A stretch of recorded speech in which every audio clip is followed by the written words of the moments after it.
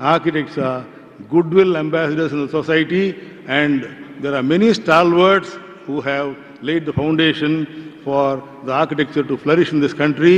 Apart from times immemorial, there have been many people who have contributed to the growth of this profession. So we pay a salute to all the stalwarts and the doyens of our fraternity who have brought this profession to this particular stage today, and appreciate and salute their efforts. And we have to carry on the legacy and leave footprints for the future generation to follow and cultivate and imbibe a good culture and tradition for the architecture of the future.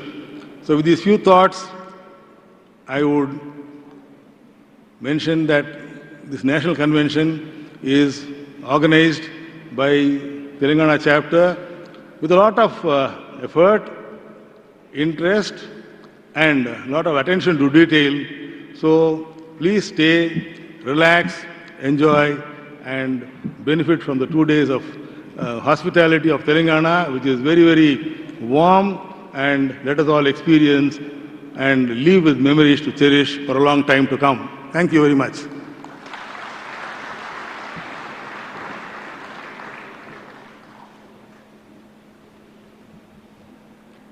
Thank you, sir, for sharing your wonderful thoughts and ideas. All of your thoughts and ideas have enlightened the evening, much like the glow of the diya. The Indian Institute of Architects has a tradition to recognize the contributions of fellow architects in the Indian industry and instituted in fond memory of architect Baburao Mahatre and architect Madhav Ashwal. May we now request Joint Honorary Secretary, Architect Leena Kumar Garu, to read the citation.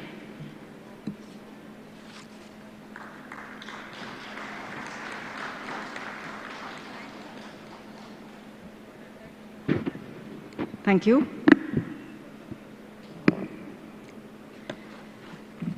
This is the citation for the IIA Baburao Mahatre Gold Medal being presented to Architect Shirish Berry. Architect Shirish Rajajam Berry, born on 30th of November 1950, is an alumnus of CEPT Ahmedabad and a fellow member of the Indian Institute of Architects.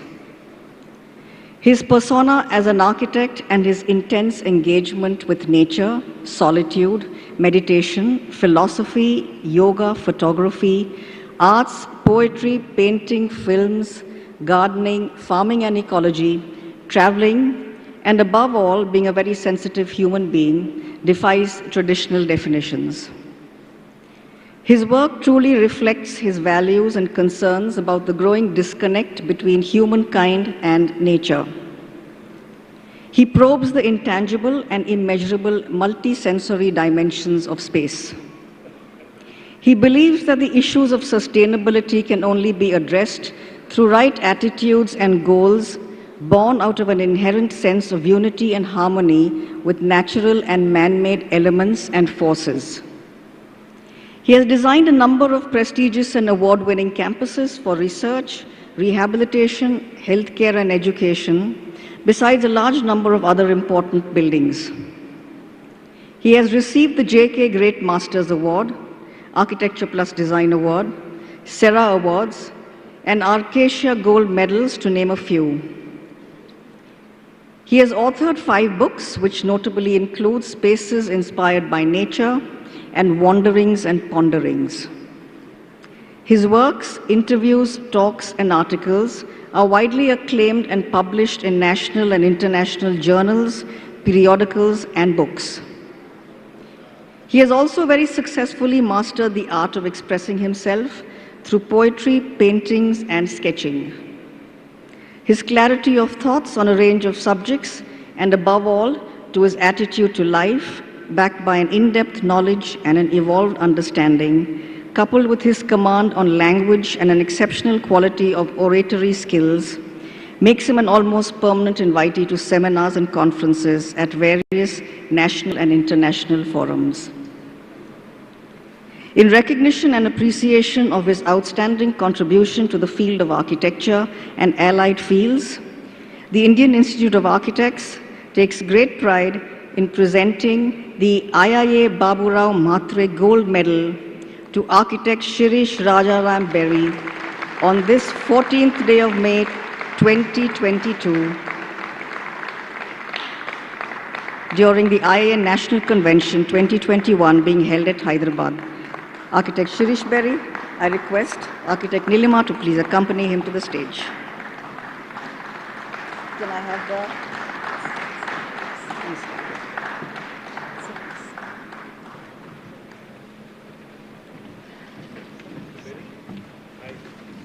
Thank you, ma'am. May we now request Architect C.R. Raju Garu to present the gold medal and citation to Architect Sirish Bedi Garu.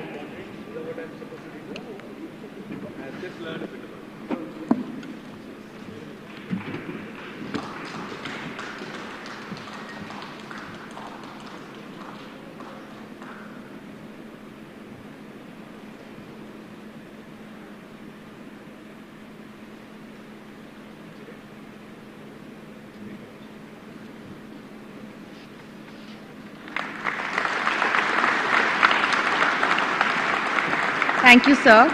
May we now request Sri K.T. Ramarao Garu, Ministry of Municipal Administration and Urban Development of Telangana, to present the memento and shawl to Architect Sirish Bedi Garu, please.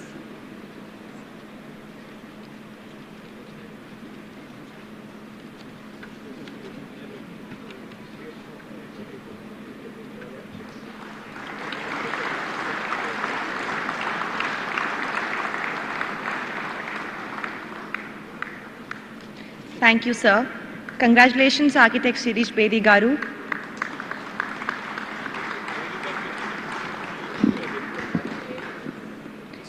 May I request sir to please share his thoughts?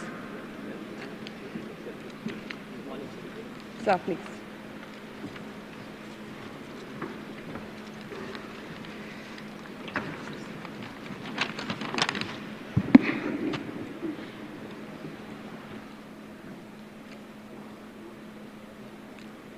Dignitaries on the dais and friends, frankly speaking, I stand here today not just overwhelmed, but humbled by IIA office bearers' decision to bestow their highest Baburao Mhatre Gold Medal award on me. I'm truly grateful to them for this honor. The architecture that has evolved from my constant questioning of life and architecture tries to find a somewhat vulnerable expression in the meaningful interface between our physical outer space and our psychological inner space. It seeks joy, a sense of wonder, and a spatial beauty by befriending the simple, the mundane, and the ordinary. I feel that this award seeks to recognize and honor some of my design values that I cherish rather than me as a person. This award seems to celebrate our sacred relationship and empathy with nature, and in an era of rampant natural exploitation.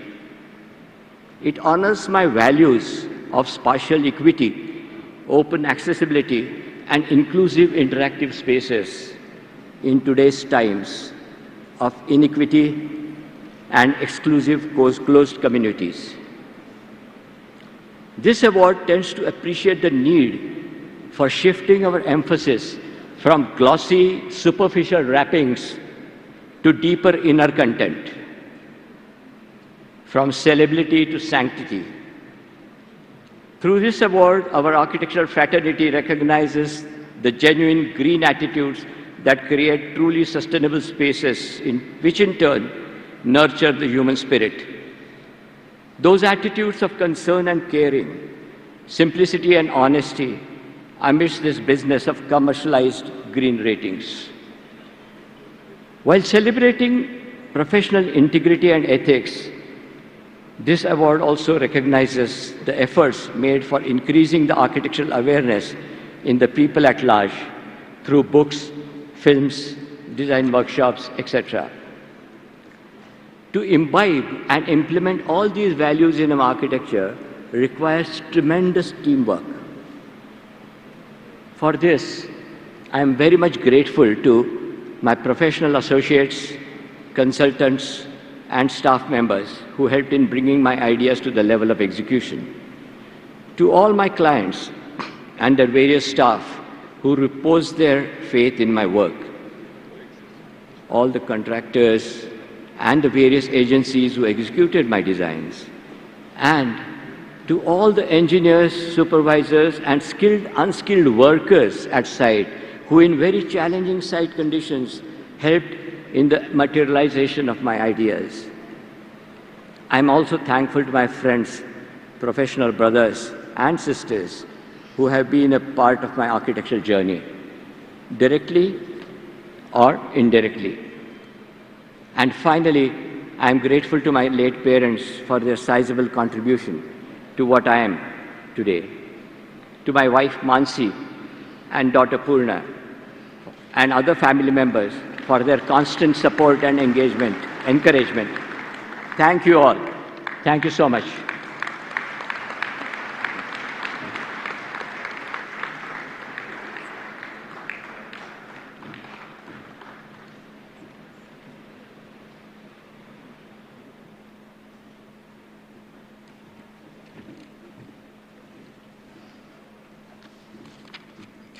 Moving ahead to the next part of the ceremony is the Architect Madhav Ashwal Gold Medal. May we now request Joint Honorary Secretary, Architect Ashutosh Kumar Agarwal Garu, to read the citation. Sir.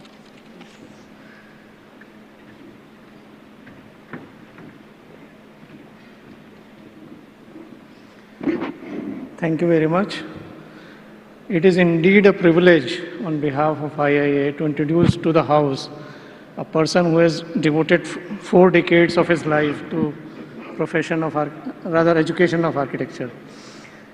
To say it briefly, it is my privilege to introduce to you Professor K.T. Ravindran. He graduated in 1968 from AC College of Technology, Madras University, and immediately began a private practice at Madras, which he continued till 1972.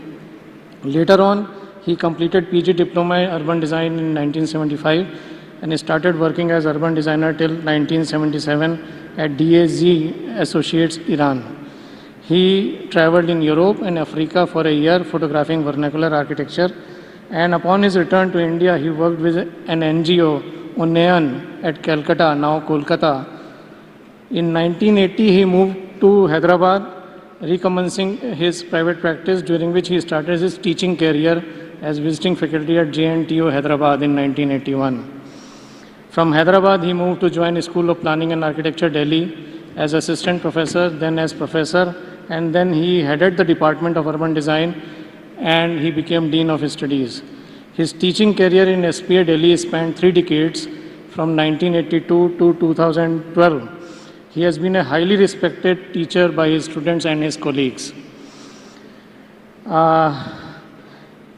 He had successfully combined practice and teaching and has actively contributed to education in several other ways too. He was founder president of Institute of Urban Designers, India, and was also the chairman of the Delhi Urban Art Commission. He was a founder trustee of Indian Heritage Cities Network Foundation. He was a member of the advisory board of United Nations Capital Master Plan, New York. He is chairman of Advisory Committee, Architecture Heritage Division, INTAC, member of Governing Council, INTAC. He began his teaching career 14 years after graduation, has about 4 decades of experience in teaching. He guided more than 400 thesis works from India, Europe, and USA. He conducted numerous national and international seminars and workshops. He has been a jury member in many schools in India and abroad. He has published extensively on architecture and urban design nationally and internationally. He has been a member of Board of Studies Governing Council in Urban Design Program in SPA Delhi, Department of Social Design, Ambedkar University, Delhi, HICC School of Built Environment, National Institute of Design, Vijayawada, Urban Design Program at CEPT, Ahmedabad, TVB School of Habitat Studies, Delhi, Goa School of Architecture, Goa, Anna University, Chennai, Sushant School of Art and Architecture, Gurgaon, Academic Advisory Committee of Vastu Shilp Foundation, Ahmedabad. He has been a member governing council, National Institute of Design, Ahmedabad. He is a member of Board of Studies, School of Architecture, CRIST, deemed to be University, Bengaluru. Member of Area Advisory Board, Amity University, Noida. And throughout his career, he has been a brilliant academician and administrator. Today, in recognition and appreciation of his outstanding contribution to the field of architecture education, the Indian Institute of Architects takes great pride in presenting the IIA Madhavachwal Gold Medal to Professor K.T. Ravindran on this 14th day of May 2022 during the IIA National Convention 2021. Guys, give a big hand to Professor K.T. Ravindran. May I request Architect Jyoti to accompany him to the stage.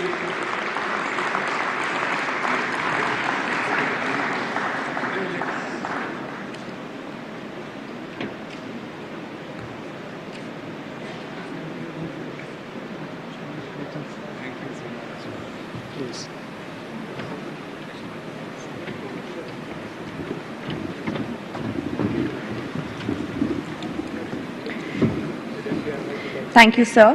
May we now request Architect C.R. Raju Garu to present the gold medal and the citation to Professor Architect K.T. Ravindran Garu. Thank you, sir. Now may I request Sri K.T. Ramarao Garu to present the memento and shawl to Professor K.T. Ravindran Garu, please.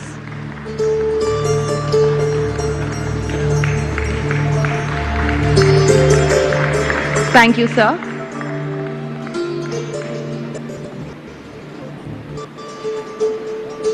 Congratulations, Professor Architect K.T. Ravindran Garu, and may I now request Sir to share his wonderful thoughts.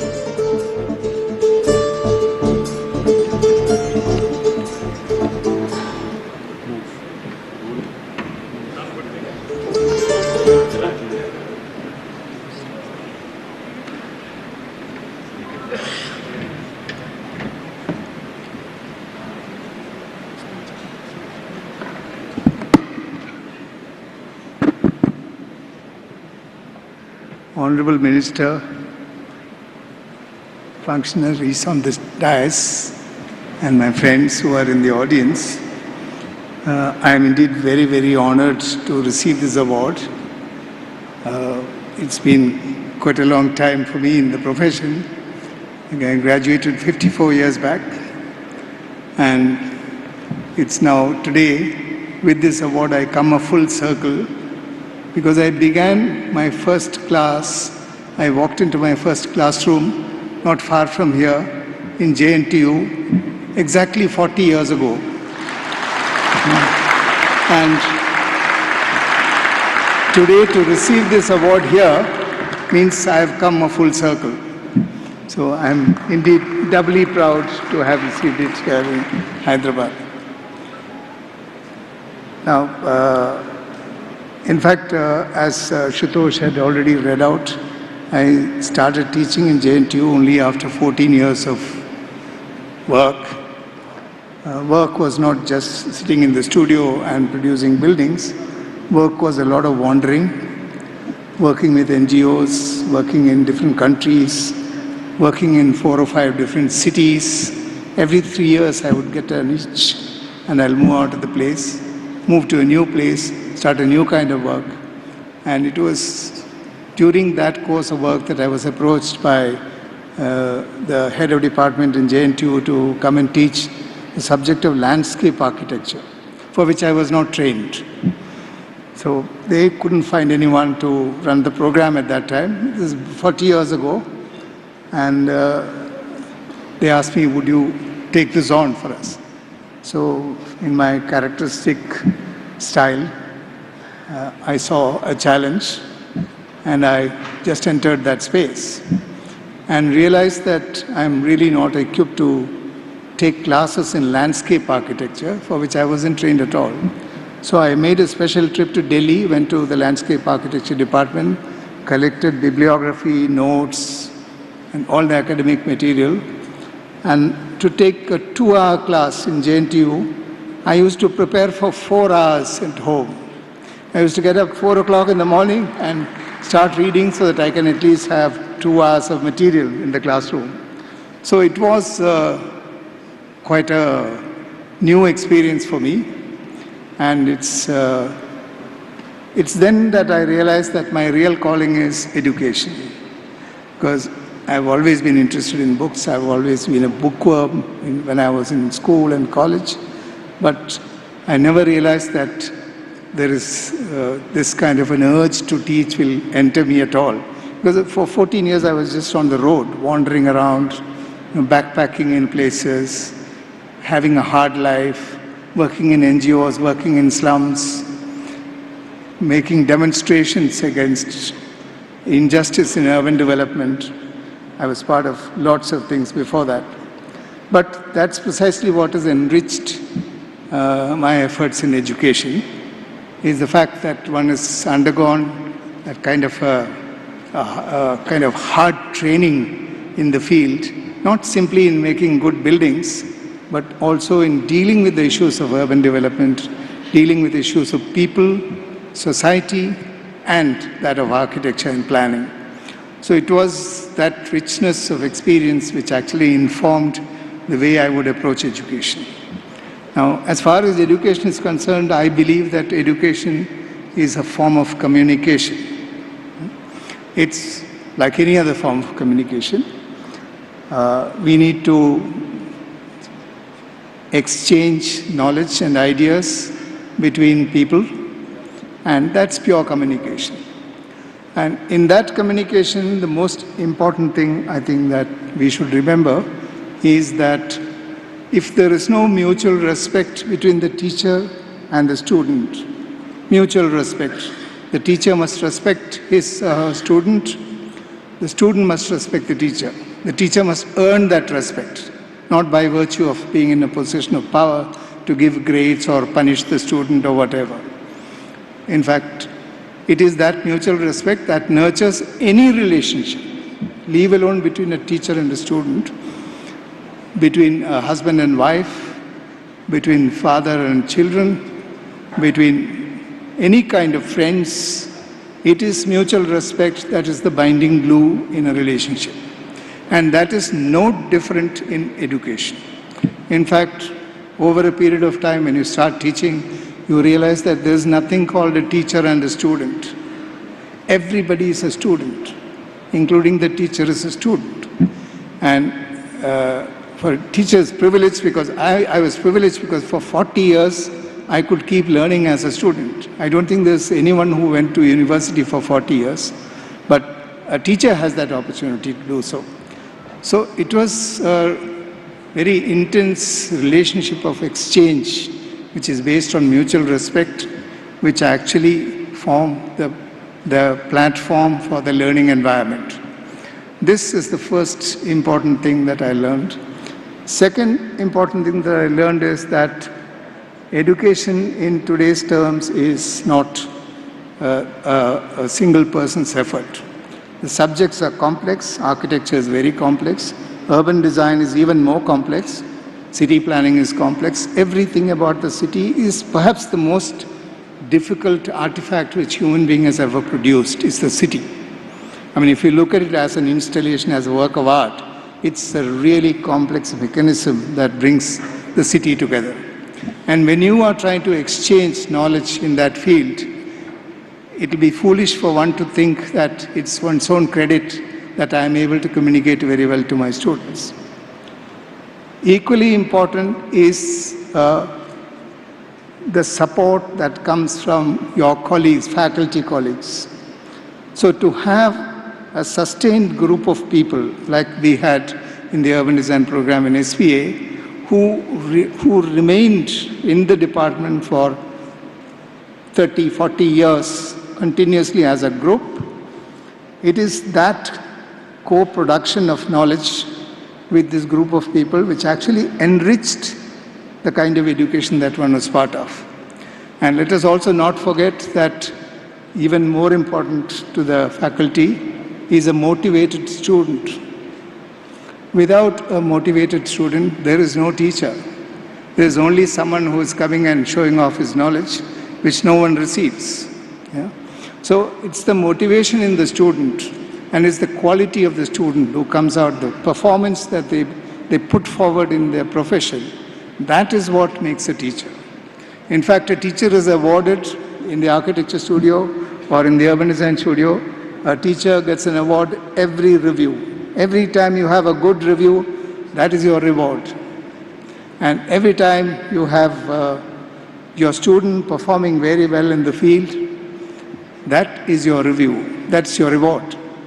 So it is a continuous process in which we are all, you can say, we are in a way, it's an immersive learning experience in which the teacher and the student are part, with bearing equal responsibility.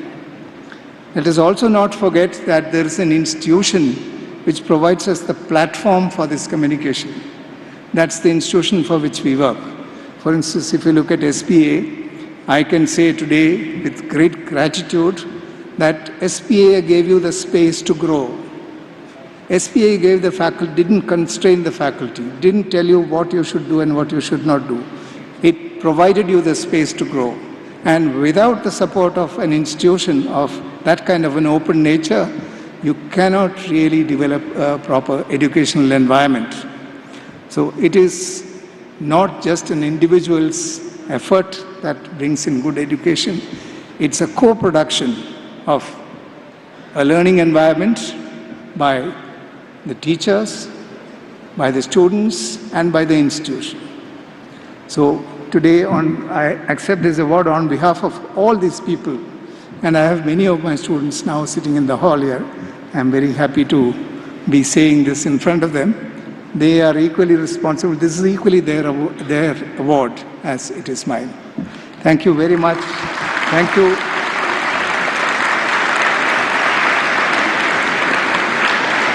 My thanks to IIA again and to the Minister KTR.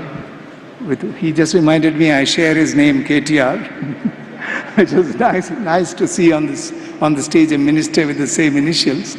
So thank you all for giving me this award. Thank you. Bye-bye. Thank you.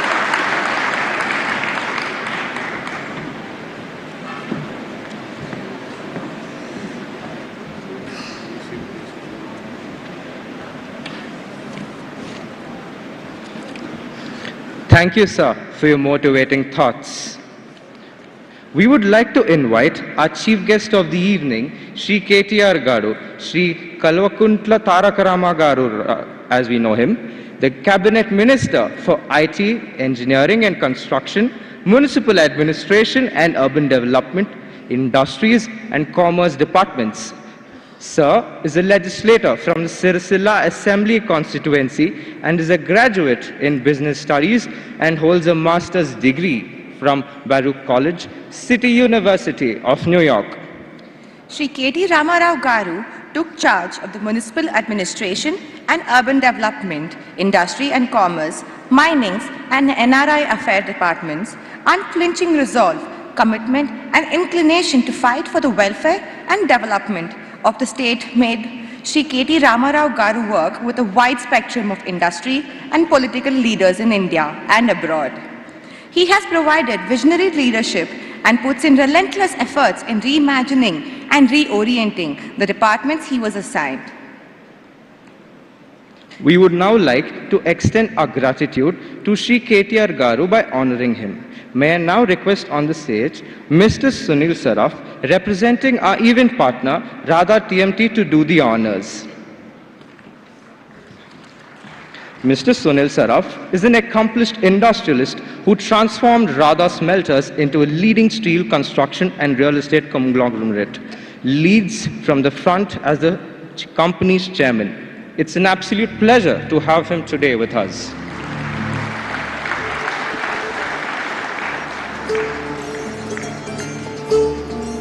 We now have a photo session with the Honorable Minister.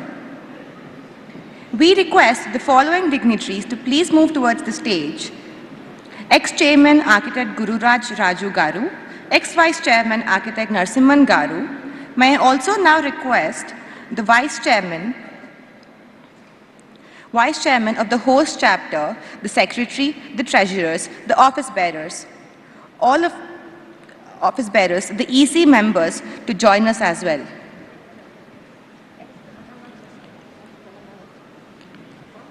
from Telangana chapter to join us as well, please.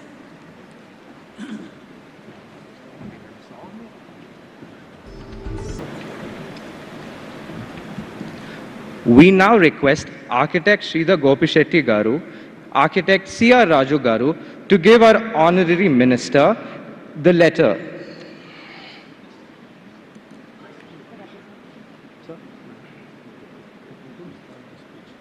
Okay, sir. But before that, we would love to hear from Mr. KTR. We are waiting for your address, sir. Please.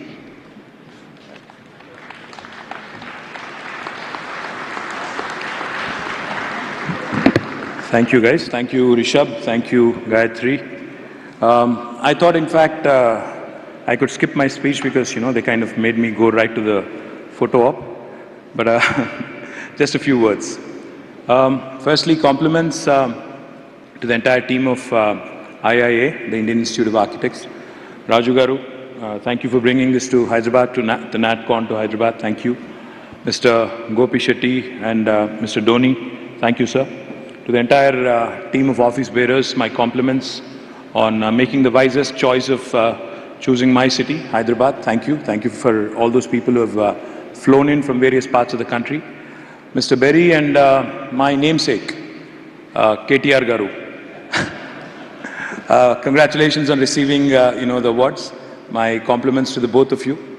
In fact, very often, when I make an investment pitch, when I try and play out the strengths of my city, my state, I keep telling a lot of potential investors that Hyderabad and Telangana is that place where biology meets technology, where data sciences, kind of marries life sciences. That's my usual pitch.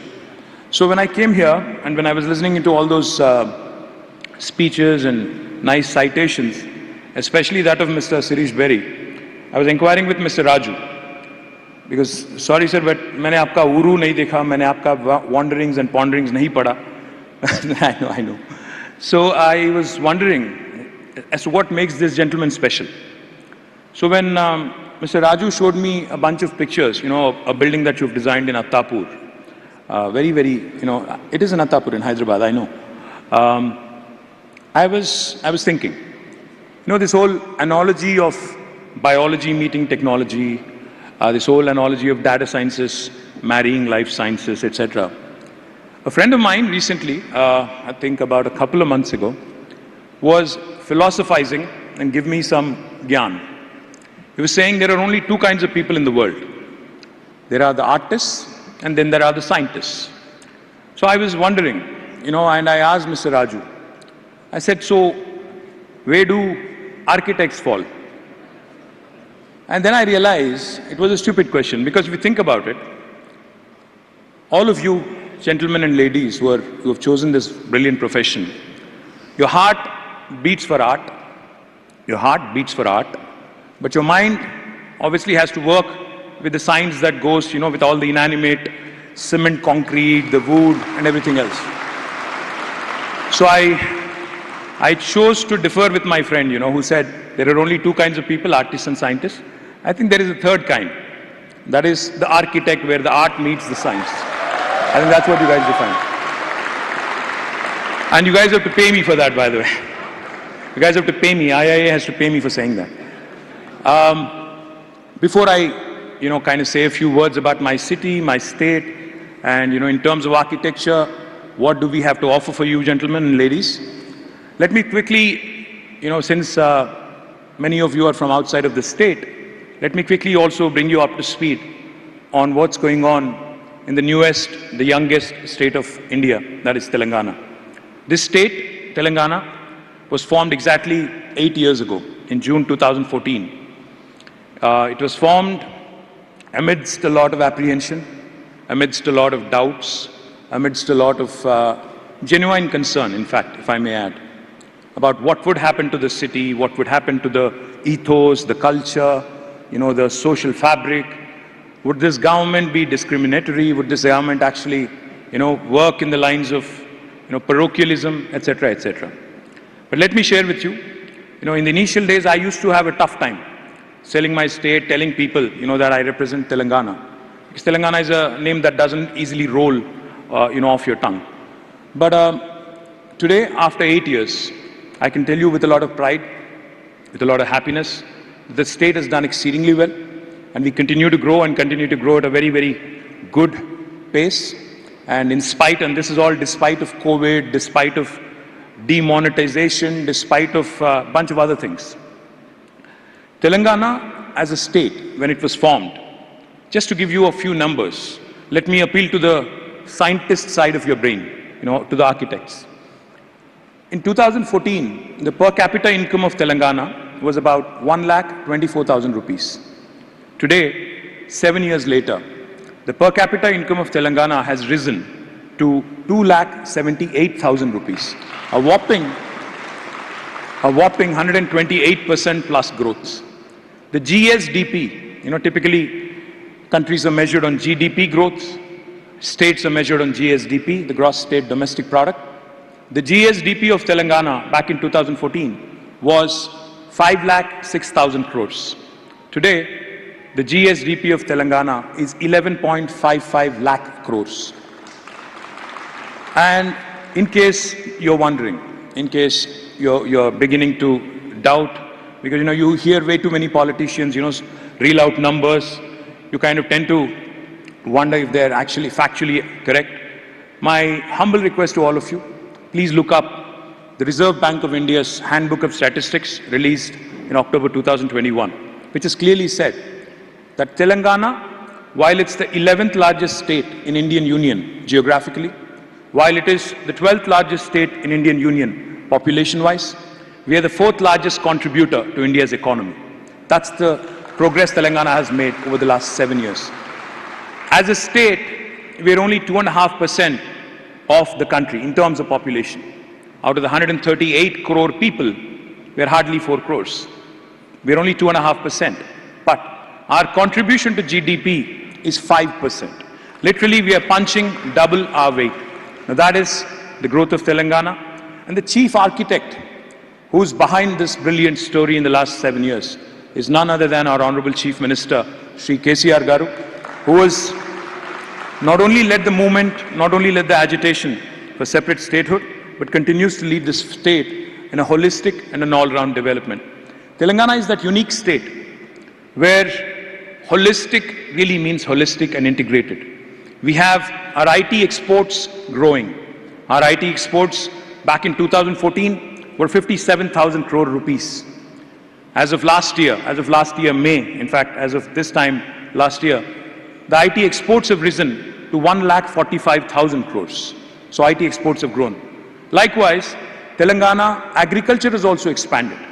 In fact, Telangana's agriculture activity has expanded by about 119%. Our agriculture's contribution to the GSDP has grown from 16 to 21%. I can go on. Telangana is that state where urban development and rural development go hand in hand. Telangana is that state where industrialization is happening rapidly. At the same time, we also have environment and green cover expanding by almost 7.7% in the last 7 years. A 240 crore plantation drive, hitherto, unwitnessed, never been done in India. And it's the third largest effort in human history. It's been done by the government of Telangana under a program, under a special caption called as Harita Haram, which literally means a green necklace for Mother Earth, and it has been tremendously successful. So Telangana is that state where you have all of these, typically juxtaposed, contrasting points of view going hand in hand. Let me also quickly share with you that we are a very urban state. In fact, Telangana, as we speak, is more than 46% urban. Now, I am a firm believer that with rapid urbanization, suburbanization, we will be, a predominantly urban state in the next 5 to 7 years. You'll have majority of Telangana actually living in urban areas and minority living in rural areas. Now, what does it mean for us? I loved what, Mr. KT Ravindran had said. He said, if you look at a city, and I really loved it because I'm the urban development minister, I have to grapple with this every day.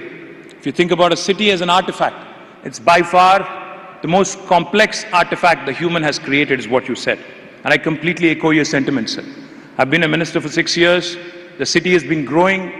It's a good story. Of course, it's a good problem to have that you have more and more investments coming in, more and more people flocking to your state. But at the same time, if you don't keep up in terms of rapid pace, of infrastructure creation, if you don't keep up with how the city is expanding, the growth of city, then you are in for serious trouble. And I think that is the challenge that most of the world cities today face. That is the challenge that most Indian cities today also face.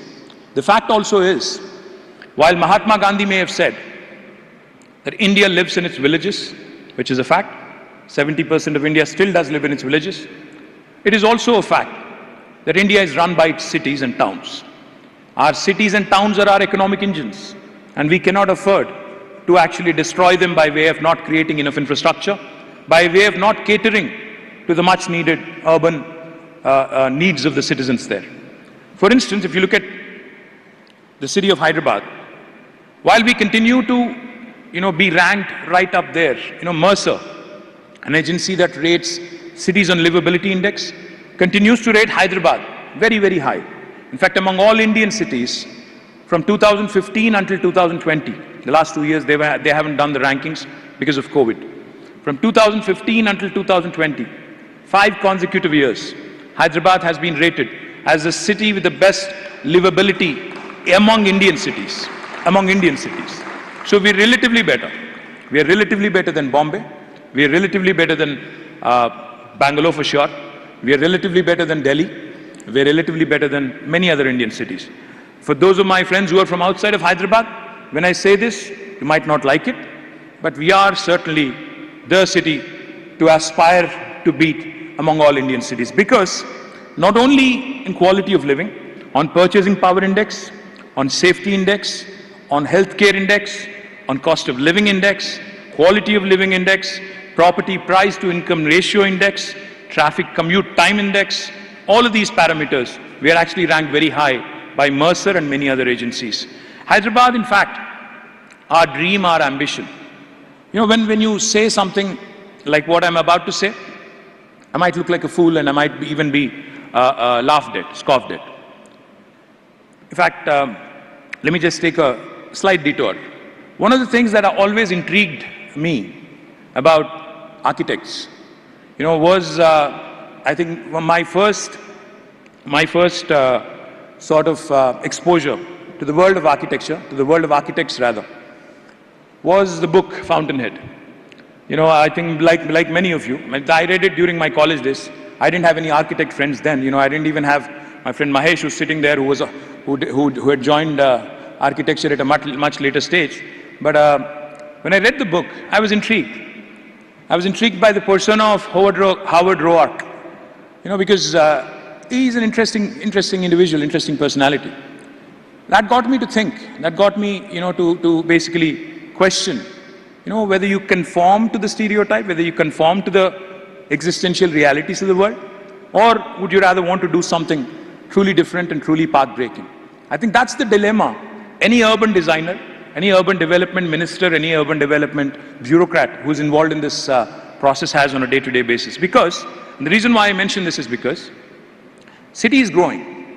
And I know this city is important for my state, for this country, because the top 8 to top 10 cities of our country literally run our nation. Bombay, Delhi, Hyderabad, Bangalore, and a few others. These are the cities that really drive the nation, whether we like it or not. And we have to make sure that these cities actually continue to perform, continue to do well. Otherwise, the economy, in fact, will tank. We know that. Now, the question we have, when we aspire and when we dream to be a global city, a lot of times my political opponents keep laughing at us, keep scoffing, saying, you guys are, dreaming a bit too much, it's a far-fetched imagination, etc. But I think unless you dream big, unless you think big, unless you think of the impossible, unless you dream of the impossible, you cannot aspire, you cannot actually become a world-class city. Therefore, we have done a few things. I won't say we have done a lot of things, but we've done a few things in terms of innovating our policy, in terms of innovation in our design, in terms of innovation in our practices and how we govern. What am I talking about? We've come out with 2 very interesting policies. The first policy we came out with in the government of Telangana, in fact, it's a legislation, an act of the legislature, back in 2014, was a policy called as the TS-IPAS, the Telangana State Industrial Project Approval Self-Certification System. Any investor who would like to invest in my state can self-certify himself or herself as being in compliance with the law of the land and can start the construction of their factory or their office on day one without any clearance from the government or the municipality or the Gram Panchayati. We have done this 7 years ago, in November 2014. And what we also offer by way of TS-IPAS is, we only seek that you submit an application online to us because we need to know for regulatory purposes who is doing what in my state. Once we receive your application, after you have started the construction or you haven't, we receive an application online through the TS-IPAS portal. We promise by statute to give all clearances in 15 days. And if we don't deliver on the 15-day window, on the 16th day, it's a deemed approval. No Indian state will tell you this. And also on the 16th day, by statute, by legislation, I am empowered to penalize that bureaucrat who's held up your file for longer than 15 days. Now, no Indian state will tell you this either. The reason why I am mentioning the Industrial Project Approval Self-Certification System, the TS-IPAS, is because after the successful implementation of TS-IPAS, we gave more than 19,000 clearances, and we have been able to attract more than 2.3 lakh crores of investment over the last 7 years, and we continue to rank very highly on the 1, 2, 3s of ease of doing business rankings by Government of India. We have done very well through this system. We have been able to contain corruption. I won't say we've been able to eradicate it, but we've been able to contain it to a large extent. We've been able to create a system which is process-driven, not person-driven, which is institutionalized as opposed to individualized. Then we started thinking. Our Honorable Chief Minister had challenged us. He said, as Municipal Minister, as Urban Development Minister, why don't you replicate the same thing that you have done in Industries Department through TS-IPAS? Why don't you create a similar system for building project approval permissions? So then came the TS-BPAS. We approved it in 2020. Telangana State Building Project Approval Self-Certification System. In Telangana, if you have a land which is less than 600 square yards, you do not need a clearance from the government. You do not need a building approval from the government. You can actually go ahead, start construction by announcing, by self-certifying that I am going to be in compliance with the building plans and building rules that have been laid down by the government. The other thing I will also tell you, we've also introduced something very, very transformative, which is revolutionary. We have promised all clearances for anything above 600 in 21 days, including layouts. If you don't get a clearance from us in 21 days, it's a deemed approval again on the 22nd day. So this is the sort of unique policy making that has really helped the construction industry. I see representatives of the CREDI, the TREDA, the IGBC, they can vouch for it.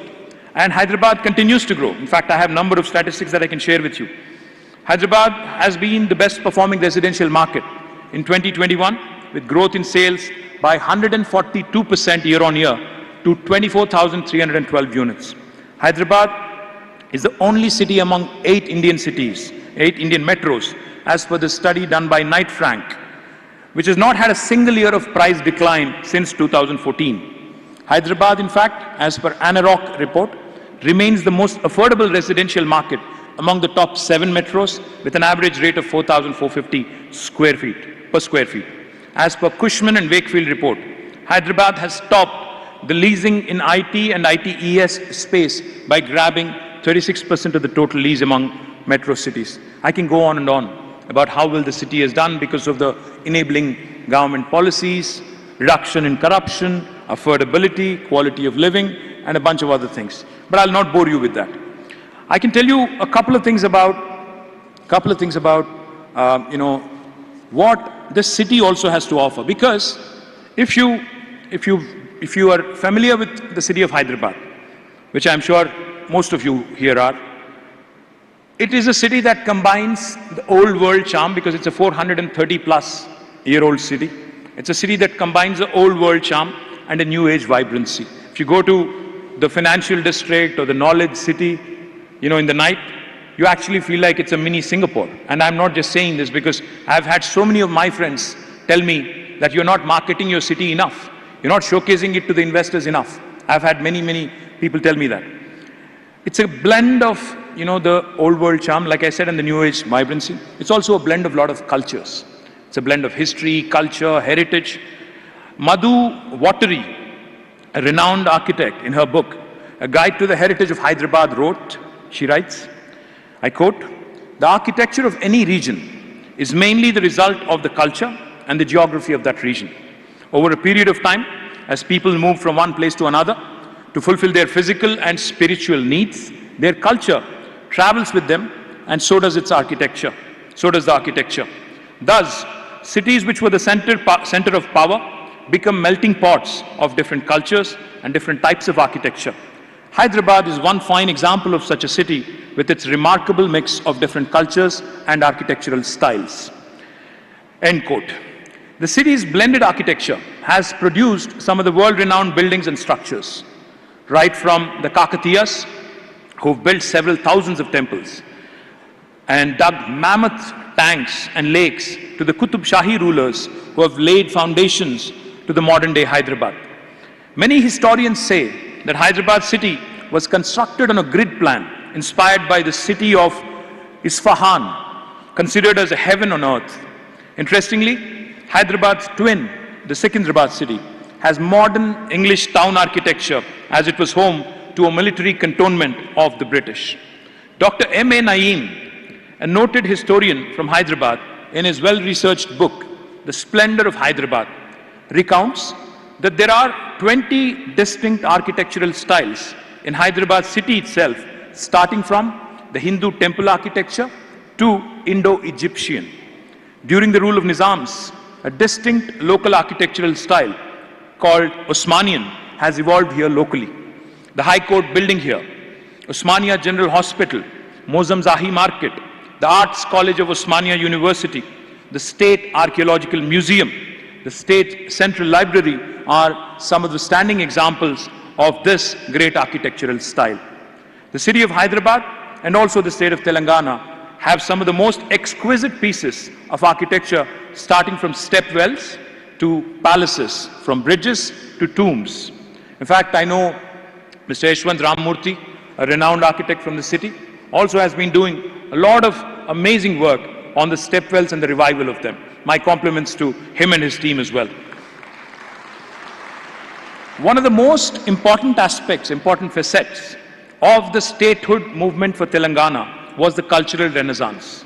So as soon as the Telangana state was formed, we took up some major initiatives to preserve, promote and revive our historic structures. In the last 8 years, the state government has taken up and completed renovation and rejuvenation of several architectural wonders in the state. The most prestigious of these include the Mozam Zahi Market renovation project. Some part of Charminar pedestrianization project has been completed. Some of it has to be completed. The urban rejuvenation and renovation of Tangban, the Qutub Shahi tombs renovation, clock towers at Mehboob Chowk and Shah Ali Banda, stepwells at Gachi Bauli, Bansilal Pet, Baram Bavi, Badi Bauli, Lingoji Gudam and also Bapu Ghat, Metla Bavi at Warangal, Venkatram Bavi at Narayanpet and several other stepwells were revived. Kali Kaman and Maulali Kaman are also being restored. Sustained efforts of the state government to get the coveted UNESCO World Heritage status to our historical sites have fructified just last year. One of the greatest architectural marvels of the Kakatiya era, the Ramappa Temple, has received the UNESCO World Heritage Sites tag, which is a matter of great pride for all of us. Located in the village of Palampet, approximately 200 kilometers northeast of Hyderabad, this Shiva temple was built during the Kakatiya period under the rulers Rudradeva and Racharla Rudra. The fact that the lightweight porous bricks or floating bricks were manufactured during the Kakatiya period speaks volumes about their engineering and architectural prowess. As I mentioned earlier, the city has transformed into a bustling metropolis.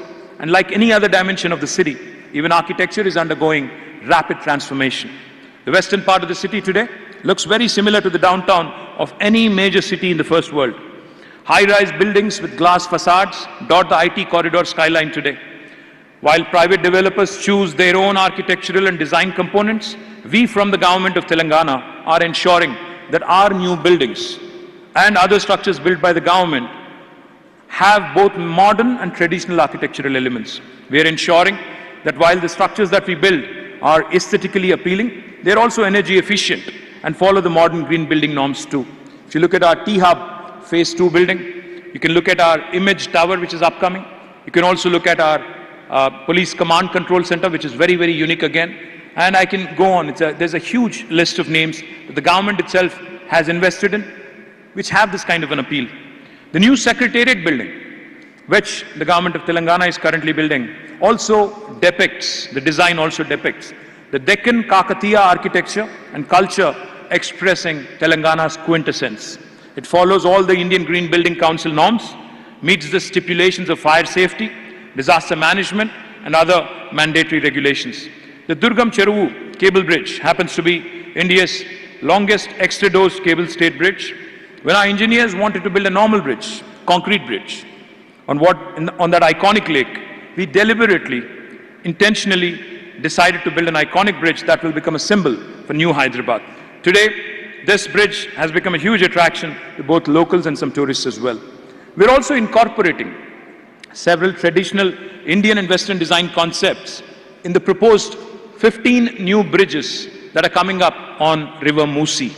The 400-plus-year-old city of Hyderabad, with its unique style of architecture, is a wonderful source of remarkable stories and legend. I wish that the delegates attending this 3-day conference will have a meaningful discussion resulting in fruitful outcomes. I also hope and wish that you get to spend some time in my city, actually going out, looking at all the structures that I've just mentioned, also enjoying the famous Hyderabadi biryani, and I also hope that you will be charmed by the architecture and the unique character of my city. Please don't forget to pass on your suggestions, feedback, and please also don't forget to collaborate with us and partner with us, because we are a city that is open to designers, that is open to ideas. We are a city that is open to innovation.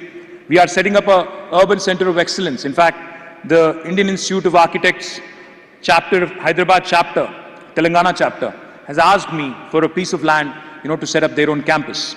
I am offering it to them on the Center for Urban Excellence, on the same location, so that we can co-locate and co-invent and partner in the growth story. The other thing I will also point out, there's plenty of other opportunities to collaborate and partner with the government of Telangana, and I request the local chapter to meet with us so that we can actually take these discussions forward. Once again, thank you very much for having me. Jai Telangana, Jai Hind.